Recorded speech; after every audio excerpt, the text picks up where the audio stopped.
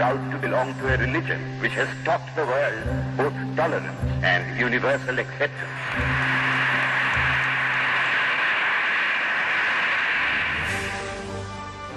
सैकड़ों वर्षों की गुलामी के बीच इस देश का जनमन कितना निराशा की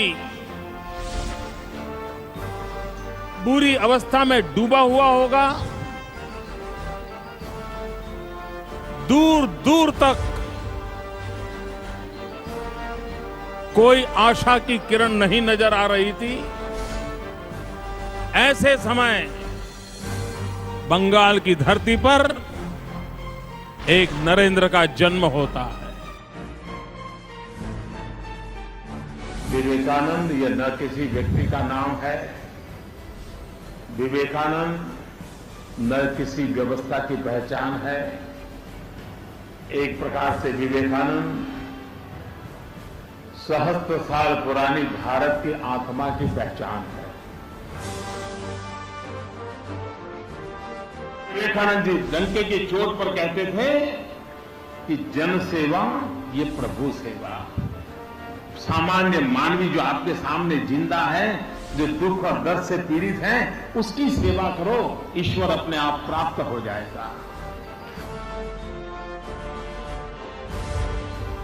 कोई सोच भी नहीं सकता था कि भारत कभी आजाद हो सकता है, लेकिन स्वामी विवेकानंद जी एक दीर्घदृष्टा थे और वो कहते थे, अपने जीवन के काल में कहा था कि मैं मेरी आंखों के सामने देख रहा हूं, मैं मेरी आंखों के सामने देख रहा हूं कि मेरी भारत मां उठ खड़ी हुई है, वो जगत गुरु के स्थान पर विराजमान मैं देख रहा हूं, दैदीप्यमान भारत माता मैं देख रहा हूं, और वो दिन बहुत निकट होगा।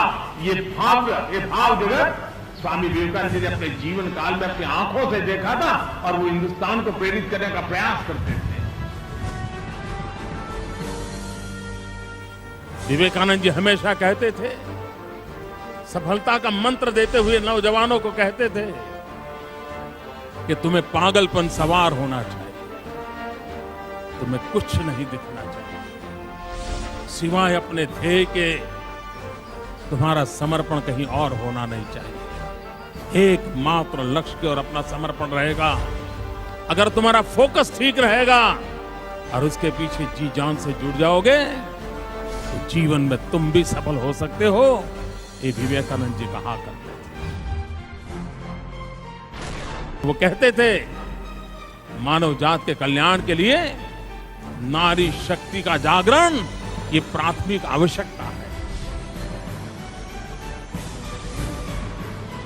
जिस महापुरुष ने एशिया की आध्यात्मिक ताकत को दुनिया को पहचान कराया था और पहली बार विश्व को एशिया की ये धरती की अपनी एक अलग चिंतन धारा है, यहाँ के संस्कार अलग हैं और विश्व को देने के लिए उसके पास बहुत कुछ है, ये बात डंके की चोट पर कहने का साहस स्वामी विवेकानंद जी ने किया।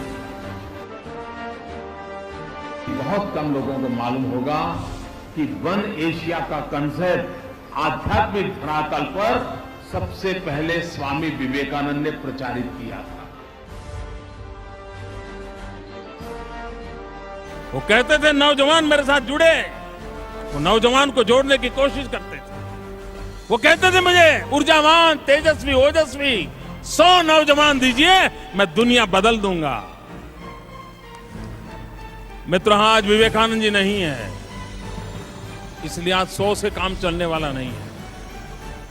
और इसलिए हम करोड़ों नौजवान देशवासी अगर संकल्प करें तो हम स्वामी विवेकानंद के सपनों को पूरा कर सकते हैं।